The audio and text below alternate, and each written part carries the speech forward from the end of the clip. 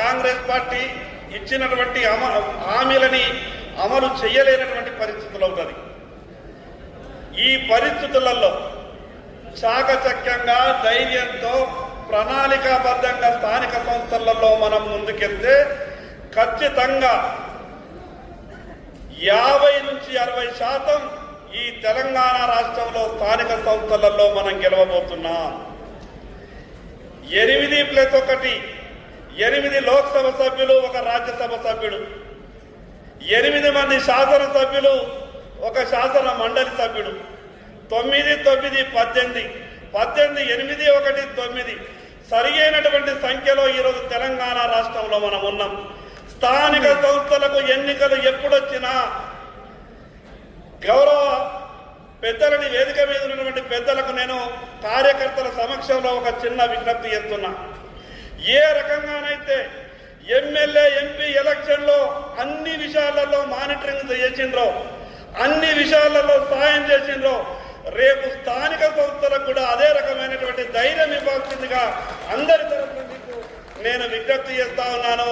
సమస్య చిన్నదైన రేపు దాన్ని పోరాటం చేసే తీరుతోనే ప్రజలు మనల్ని ఆదరిస్తారు.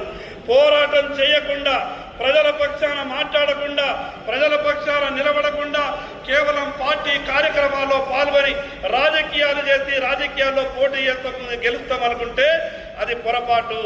రాజకీయాలలో ఉన్నప్పుడు స్థాయి ఏదన్నా కావచ్చు, అది గ్రామ పంచాయతీ స్థాయి కావచ్చు, మండలం కావచ్చు, జిల్లా కావచ్చు. మీకు ఒక ఉదాహరణ చెప్తా. 2019లో ఆదిలాబాద్ జిల్లాలో స్థానిక సంస్థల ఎన్నికలు జరిగినాయి. టీఆర్ఎస్ పార్టీ ఒక పక్క ఊపు మీద ఉన్నది, వన్ సైడ్.